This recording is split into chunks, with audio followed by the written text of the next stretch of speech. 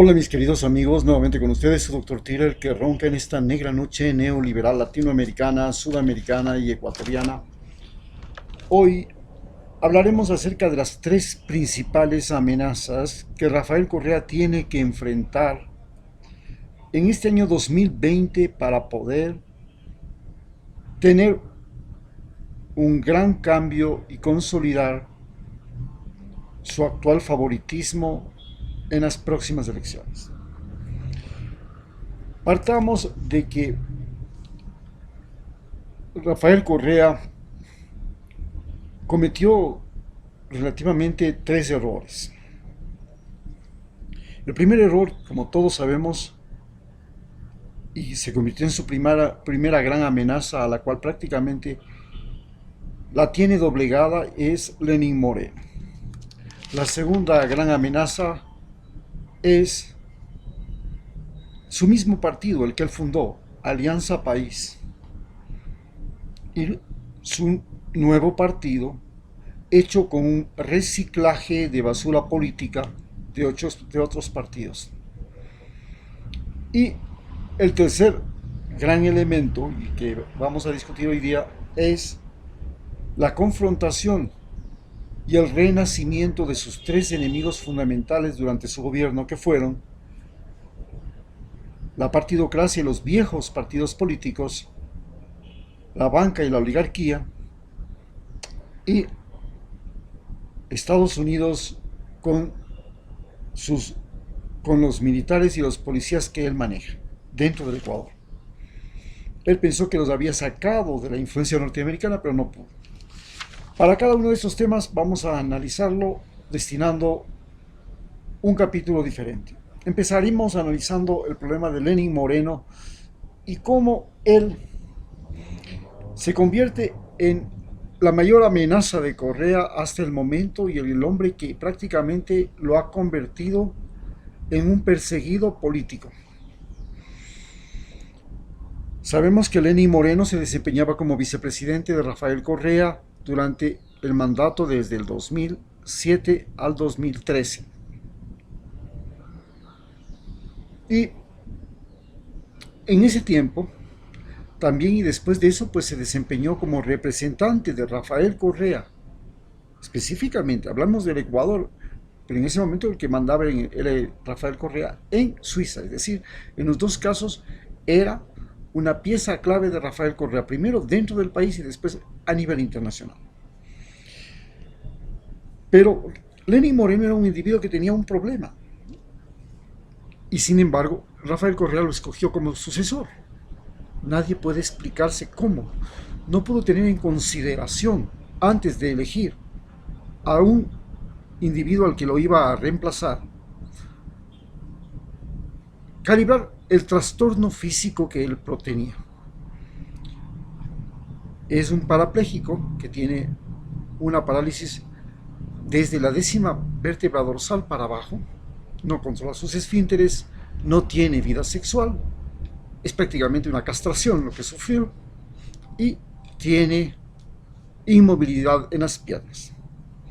Es decir, no puede controlar la orina, no puede controlar la defecación, y eso lo convierte en un paralítico postrado que necesita o tiene una gran dependencia.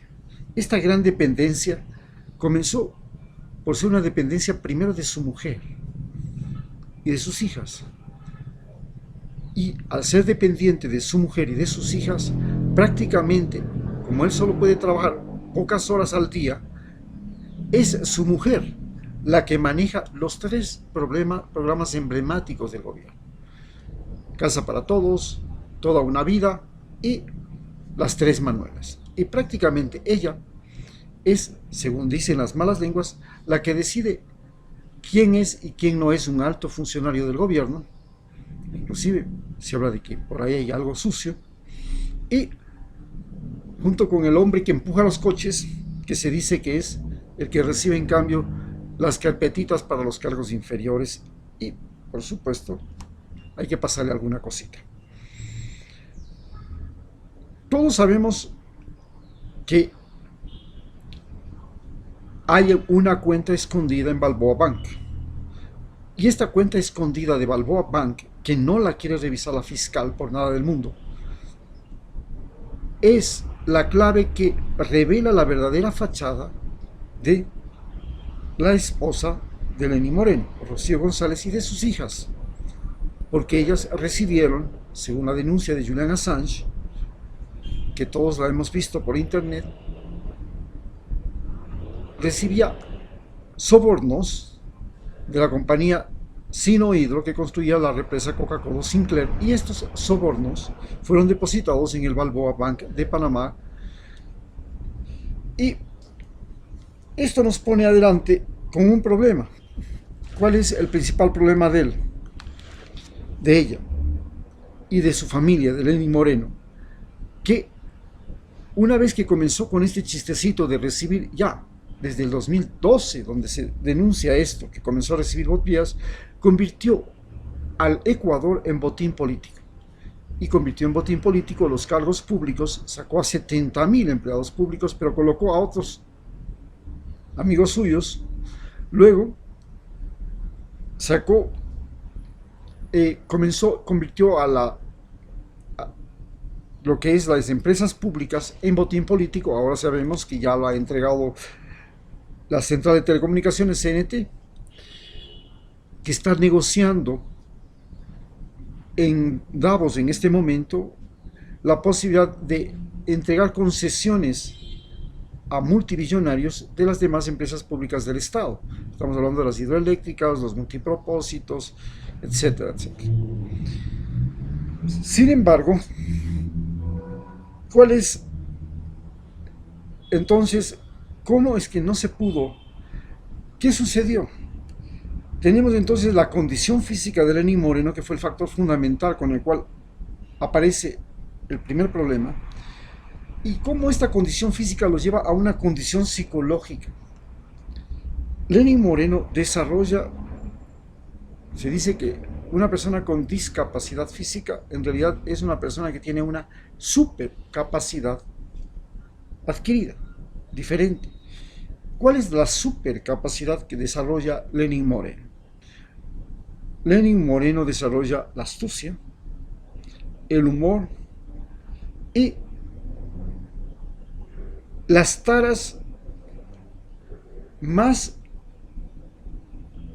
aborrecibles de las diferentes regiones del país. Por ejemplo, nace en la Amazonía, y en la Amazonía los indígenas sobreviven gracias a lo que se llama el camuflaje. Tienen que esconderse en la selva, engañar a las aves, pintarse y maquillarse para poder cazar. Y asimismo, gracias a esta habilidad de mimetizarse con el medio ambiente, les fue imposible a los españoles dominarlos y conquistarlos. También les fue imposible a los incas hacerlo eso. Entonces, de ahí nació una tara genético-social que es en sí el mimetismo, el camuflaje, y Lenín Moreno logra apropiarse de esa particularidad que no es de todos, no todos tienen, y no es mala, pero logra convertirlo en algo malo, a esta facultad extraordinaria desarrollada por las culturas amazónicas de aparentar lo que no se es. Se llama del camuflaje, de engañar. Y lo consigue de esa manera, engañar a Rafael Correa. Pero nos consigue engañar a todos los ecuatorianos. No solamente a Rafael Correa, a todos los ecuatorianos terminamos votando por él. En la mayor parte, porque ganó por las elecciones con un mínimo, 50.0 y pico. El otro llegó a 49.0 y no sé cuánto. Pero fue apenas una décima parte de lo que una centésima parte, prácticamente una décima parte, lo que le permitió ganar las elecciones, por lo cual hasta inclusive fue necesario un recuento de votos. La segunda tara que en cambio aprende en la sierra, la segunda tara cultural que tenemos nosotros los ecuatorianos, pero que no es de la mayoría, que es muy particular de ciertos grupos sociales, de ciertas élites, que es fuertemente, como se dice, lo peor de cada región. Lo peor de la gente amazónica ya sabemos que es engañar mediante la apariencia física. En cambio, en la sierra, Él asume aquella conducta que nos caracteriza a los serranos que hemos sido primero sometidos al imperio de los incas, al imperio de los españoles, a la Iglesia Católica, a las leyes, porque en el Ecuador, en la sierra ecuatoriana regían las leyes, en la Amazonía y en la costa no. La religión ni siquiera tuvo una gran influencia en la Amazonía, sino a comienzos cuando los jesuitas llegaron, pero luego de la salida de los jesuitas, la influencia amazónica se dividió en la provincia de Morona Santiago, los salesianos, en las otras provincias centrales de la Amazonía, los franciscanos, los dominicos, y en la parte, los carmelitas, y en la parte superior, en la parte petrolera, en las áreas petroleras, hubo una clara influencia evangélica y acordémonos del Instituto Lingüístico de Verano y todos ellos que trajeron las religiones evangélicas a los Guarani y a todas las nacionalidades indígenas. En la sierra, la Iglesia Católica dominó totalmente hasta los años 60, en que a través del plan Alianza para el Progreso se introducen las religiones evangélicas, el Cuerpo de Paz, el USAID, se introduce, por supuesto, entra la CIA, entra la DEA, un poco más tarde entra la DEA entra a los años 80 cuando aparece Pablo Escobar, pero entra la CIA, y comienzan a manipular fundamentalmente la sierra, porque en la sierra concentra la mayor cantidad de la población, y a diferencia de los indígenas de la costa y de la Amazonía, especialmente de la Amazonía, el indígena serrano se mantiene con su ropa, con su traje, siempre. El indígena de la Amazonía se pone su ropa y su traje solamente cuando tiene fiestas, cuando tiene que llegar a manifestaciones, cuando tiene que hacer show. Pero el indígena serrano está con su poncho, con su sombrero, con su traje, con su atuendo, y es el mismo siempre. Y entonces, mientras que en la costa hay el camuflaje, en la sierra los indígenas no son el camuflaje, pero desarrollan otra cosa. Desarrollan la mentira, el robo al minoreo, como característica particular de la sierra, como tara genético-cultural de la sierra. Y así nosotros los serranos nos volvimos chistositos por cualquier pendejada, nos reímos de todo, mentirosos sin necesidad, mascavidas y halagüeños, porque no nos queda más, es parte de la cultura, y por supuesto lo que nos critican los costeños, hipócritas y mentirosos.